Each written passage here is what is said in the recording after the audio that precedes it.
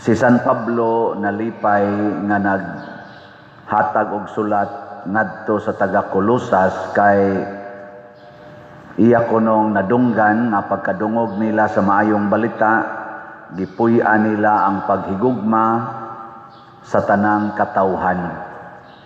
Importante kayo ni nga aspeto sa atong pagtuong Katoliko, kining paghigugma sa tanang katawhan. Lingiyay mong tupad, ina nahigugma kas tanan, pangutan-awa, ina ang tanan yun. Kinaiya sa gid ni Kristo, kay siya may atong model.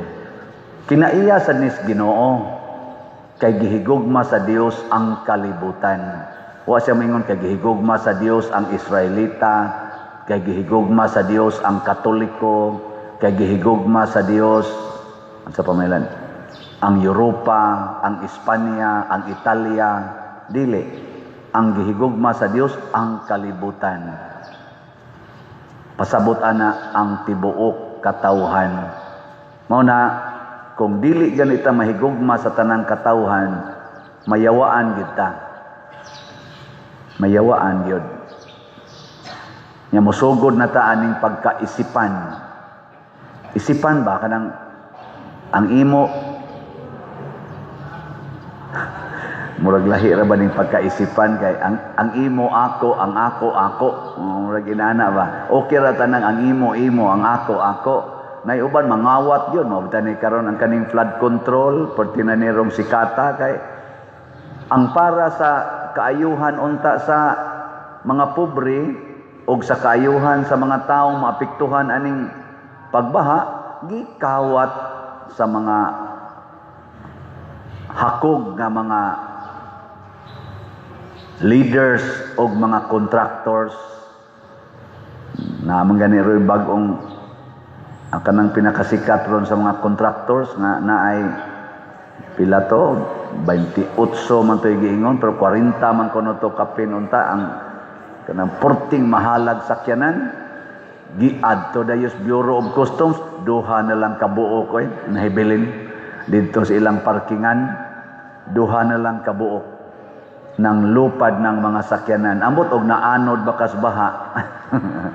Basig na sa flood kay wa makontrol nila ang flood. Naanod siguro to. Ingon anak kamaro ang mga taong way gugma. Ang pinaka-worst yun kadang ang atong higugmaon, ang atong kaugalingon. Muna si Jesus, nagsuroy-suroy ra gyud siya, wa siya maghimog balay, wa siya maghimo og iyag yung kaugalingong kingdom. Ana, kanisad si San Gregorio, dato man kay ni sila, gamhanan kay iyang papa, ang iyang mga kaliwat, Santo Papa, mga obispo dito sa Roma, pero siya sa iyang pagka-bright kaayo, ka-dakog ranggo, nahimo pang prefect of Rome, nipili siya nga mopuyo sa gitawag og monastic life. Nagmunghi siya, nibiya siya sa kalibutan nga giordinahan siya pagkadikon, gisugo-sugo siya sa Santo Papa, alagad siya Santo Papa, paghusay ani mga conflict hangtod nahimo gyud siyang Santo Papa. Murag wa ni siya moagi pagkapari, na ditso ni pagka Santo Papa. Naiuban, nahimo ng kardinal, wa lang gyapon masanto Papa. Pero ambisyoso kay mahimong Santo Papa, makig-away pa sa mapili nga Santo Papa. Pero kani siya dikon, di tagid siya gusto, kay ganahan ra siya sa monastic life. Pero gihimo man gid siyang Santo Papa, iya sang gi-discharge ang iya gyung duties, mo nang nahimo siyang gitawag og the great doctor of the church. Aron paghusay sa tanang tao, ang iya gyung hunahuna, ang tanang katawhan magkahiusa. Although di gina siya mahitabo, hangtod na lang matapos ang kalibutan, dili na mahitabo nga magkausa gid ta kay naa man gyud mga buangon, hasta gani rong nanimba dinhi, nagsagol man gining buangon ug ang buutan ambot pila ka kabuk buutan aning naglingkod, apil na ning nagbarog. naa magina mga buang ug kabuotan pero nindot lang unta nga bisag naa na bisag dili gyud ma-perfect 100% nga magkahiusa ta, at least kitang mga Katoliko ang atong gugma naas panaghiusa. Ug unsaon man aron magkahiusa, ang atong guiding principles mao gyud ang pulong sa Ginoo. Mao na gitawag og maayong balita. Ug unsa may pulong sa Ginoo, kani yung gugma, pag-alagad ug pag-antos para sa usag-usa. Labi na gyud ang pagpuyo dihas kamatuoran. Kining kamatuoran usahay sakit biya sa dawaton, usahay sad masuppo sa ta usahay.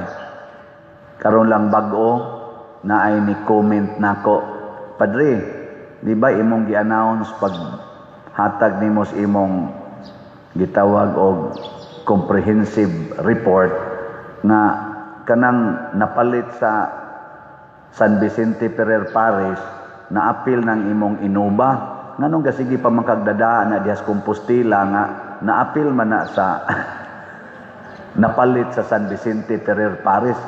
Kanabitan mentality nga ang San Vicente Ferrer Parish lahi kaysa sa Compostela Parish. Di gina Katoliko ng panghuna-hunaa nga ang simbahan sa Compostela dili angayan nga mag-raise og funds para itabang sa laing parokya. Sa diha pa ko sa San Vicente Ferrer Parish, nitabang ta sa more than 20 parishes throughout the Philippines. More than 20 parishes. Nitabang ta sa Kapilinya di Fatima nga di man to nato project. Nitabang ta sa kang Bishop Chupilo Kamomot nga Thanksgiving sa iyang pagka-venerable ni raise tag funds dito sa San Vicente. Nagpasalamat lang sad ko nga kining taga Compostela nitabang sad ni didto sa San Vicente sa panahon nga didto pa ko. Karong ni anak ko dinhi kamunay akong territorial parishioners, ang taga San Vicente na say akong online parishioners. Nya mo tong akong gitubag, akong giingnan kanang inuba, ako nang naapil sa report kay naapil man na og kapalit. Practically ang tanan akong gisulob o tanan akong gigamit samtang dito pa ko sa San Vicente, pwede na kong ingnong napalit tungod sa San Vicente Ferrer Parish. Kaya ang akong mga kwartang gigamit, stipend o uban pa, to mas tibuok parokya. Ana. Mo nang ningon ko ang kaning inuba naanis akungan kay ang desisyon ani gikan sa Pastoral Council o Finance Council, may desisyon sila nga pailisan tong akong multicab nga sakyanan kay basin ko nog mo-overheat, mo-tirik ko bisan asa daghan ra ba kog appointment sa layo-layo. Gusto sila nga kanang arang-arang nga sakyanan. Ngoto nga gipugos ko nila adtong palit nya ningon ko ako lang ni ipangan sa parokya sa ayaw pader dadana gani usa sa head sa Pastoral Council mao'y nihatag og partial payment ngadto sa Toyota. Ako lay partial pa der sa down payment. Unya ikaw na lang sa monthly. 5 ka tuig jud kong ga monthly ana. Gikuha na ko gikan sa akong stipend. Unya tag 28 almost 28,000 kada buwan. Ana, amo nang gidaan ako dire. Nya niingon din siya nako pagbaos og text, ingon siya nga aw, klaruha ba?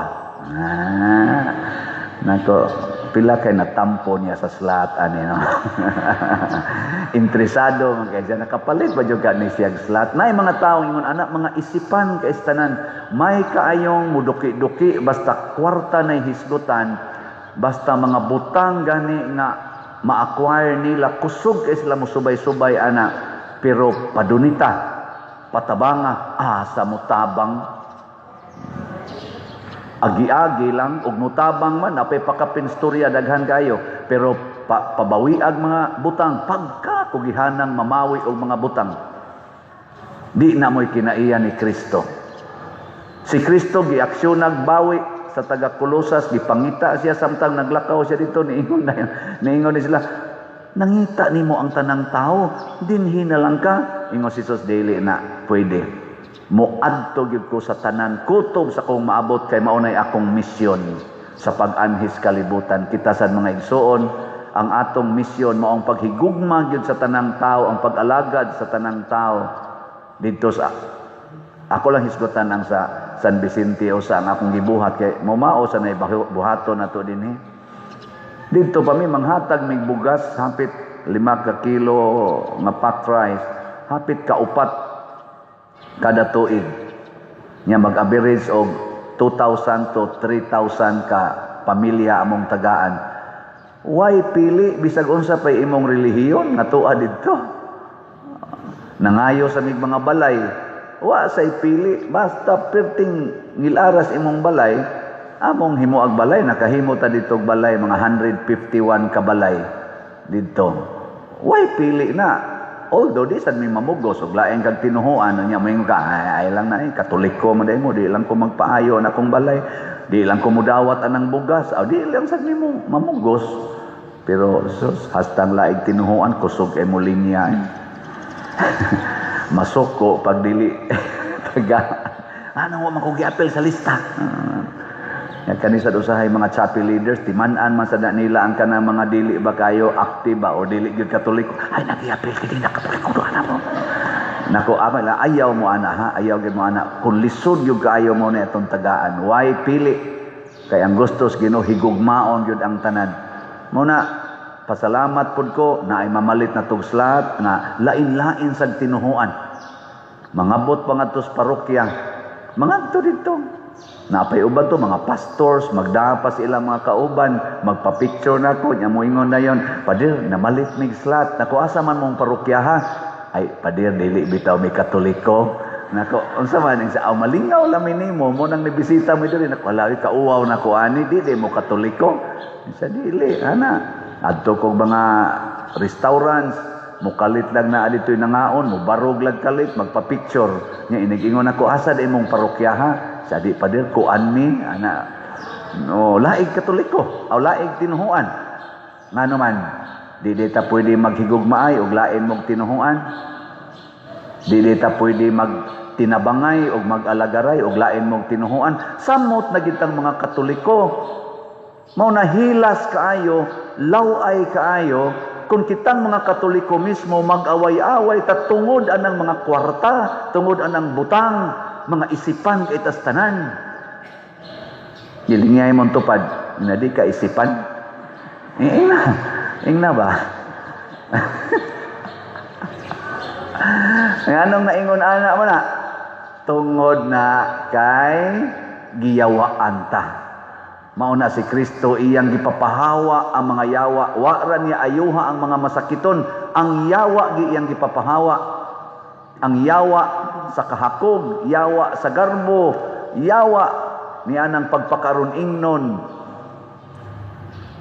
Bright diya kay nang yawa mga igsoon, kay bao biya nas kamatuoran, mo bitan kabao silang mutwist sa kamatuoran, gitawag siya Prince of Lies, kay kamao siyang mamaka, kay kahibaw siya unsay tinuod. Mo nang pagsulti nila, unsay imong sa tilang ingod sa ilang gisulti dire limot na mahinog ko ato ento dapita niingon dire ang yawa, ikaw mao ang anak sa Dios. Singgit sila nga tong Hesus ba, ikaw mao ang anak sa Dios. Kita o matakhibaw kamo siguro mo nga si Hesus anak sa Dios. Way klaro pero ang yawa klaro kay nas yawa, pero unsa may giingon ni Hesus? Og gipinahan sila ni Hesus sa dili pagpanugilon kay nasayod man sila nga siya mao ang Mesiyas.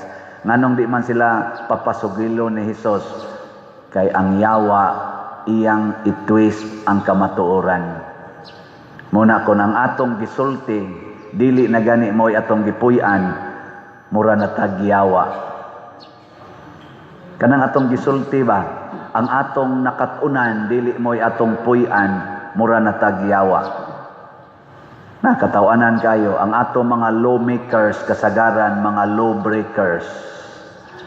Asa ka mangita na ay mga apply mahimong head sa atong ombudsman.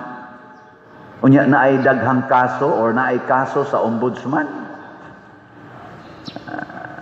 Ang naay kaso sa ombudsman, mga-apply pagka-head sa ombudsman.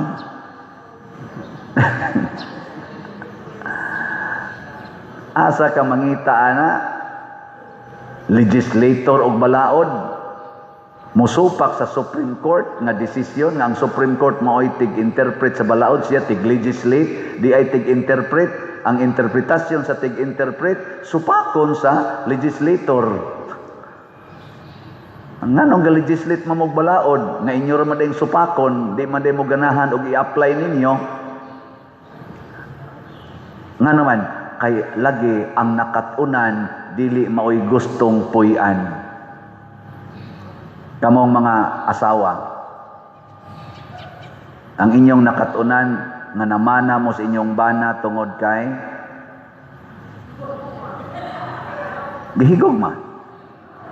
Nya ni saad mo sa kasakit og sa kalipay, sa kahamugaway og sa kapitos, sa sakit og sa maing panglawas. Mausad ang bana, mausad na gisaad. Kinsa dinhing mga asawaha nga wa gyud kayaw-yaw sa bana, ta sa kamot. Nato na, so good na. Kinsa dinhing banaha nga wa gyud masuko o wa gyud kayaw-yaw sa asawa, ta sa kamot. Na utrosan. Ug wa na gani misa, magsige din mo yango-ngo sa obispo, bisyap, tagain taw migmisa, tagain migmisa, padre, tagain migmisa. Kinsa ninyo dinhi ang wa gyud ka panglibak og pari, ta sa kamot. Nang wa gyud mo kalibak og pari ba? So, hasta pare inyo pag yung iapil. Mao na ato untang puy-an ang atong nakatunan. Si Kristo nahibaw sa iyang misyon ang paghigugma sa tanan. Mao nang natawag gid siya og Mesiyas, manluluwas, ug mosalig ta diha, mosunod ta ana. Matud pa sa atong tubag sa Salmo, sa atong tubag, nagasalig ako sa kaayo sa Dios hangtod sa kahangturan.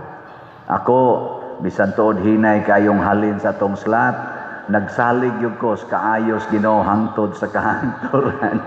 Bahala naghangtod sa akong kamatayon, magsikog baligyag slat. Ako gining himuon. Mo na amang halin, no? Pero kamo nga, wa pa mo palit, og mo palit mo ani, nagsalig sad mo sa kaayo sa Dios hangtod sa kahangturan. Muna, update lang ang atong God's reward and complete elation or grace na natayhalin nga 50,198 ka slots, na apay 649,802 ka slots nga available, tag 100 pesos per slot. Anya, doon na ni 70 slot challenge, matag 7,165 na ang atong challenges nga nadawat. Nya ang atong Protection and Prosperity of Santiago de Compostela or PPSC, ang atong halin niabot nag 13,086 ka slots, 86,914 pa ka slots ang available, tag 100 pesos per slot. Nya doon na ni 162 slot challenge nga tag 16,228 na sad ka challenges ang atong nadawat. So pakpakan nato ba adtong Domingo nagyaw-yaw ang pipilian nato ka mga kaigsuonan kay nilapok og maayo dinhing atong palibot tungod sa kaning lapok og sa uwan. Unang ako man tong gi-announce nga may untag na ay makadungog bisag mo abono lag anupog. So nanay ning text nako pader og maayo ang init karon, amo na nang abunuhag anupog diha ang atong parking areas. Itong pakpakan ako ra bang gilingi-lingi karon wa para bay ni abono. So basin pa kasi pag di ni mo uwan tibok semana makaabot gyud tong kuan nako palihog lang niya og kuan kana ganing ipison ana no nya og mabutang na ang mga abono nga anupog, di na kayo mulapok, di na kay tanto mulapok, basig ang sunod na sa nato anang ipadungog-dungog ang spalto na sad. Pero og naagi mga taong ingon ana bitaw kanindot ana Nahigugma sa tanan. Ang atong LGU nagsuporta nato. Kita sad nagsuporta sa LGU. Ang atong Philippine government nagsuporta sa simbahan. Ang simbahan nagsuporta sad sa Philippine government. Mao nang nganong ato pa man ginang himuong isyu kanang separation of state and church. Nga sa pagtabang sa katawhan kinahanglan magitang maghiusa. Separation of state and church in terms of doctrine and kaning gitawag na tog nature sa atong existence. Pero sa pagtabang, we are supposed to be collaborative or in collaboration. Mag-collaborate yun ang church o ang state. Muna dinis ato, salamat ko sa atong mayor, sa atong mga kapitan, sa atong kuan pagani, governor o uban pa, mga matinabangon kay sa simbahan. Maapil punta dinhi. Kita sad kutob sa mahimo umulo nato ang atong katawhan nga mahimong mga maayong lumulupyo aron munindot sa dangatong gobyerno. Sundo nato kita mga Katoliko ang patakaran sa Katolikong simbahan. Wa gid ta tudloi aron mamakak, aron mangawat, aron maghinakog, aron magdinao. Wa ta tudloi ana sa atong simbahan. Puy ana natong mga Katoliko munindot ning atong nasod. Kanang mga Katoliko nga mga leader sa atong gobyerno gikan sa presidente hangtod sa barangay officials, pagpuyo mo sa inyong Katoliko nga kinabuhi, munindot ning atong nasod. Apan kung dili mo kapuyo sa Katolikong kinabuhi, malusno gining atong nasod. That is our mission. That is our duties and responsibilities. Last na lang lingi sa imong tupad. Ing na sugod karon. Ing na ba?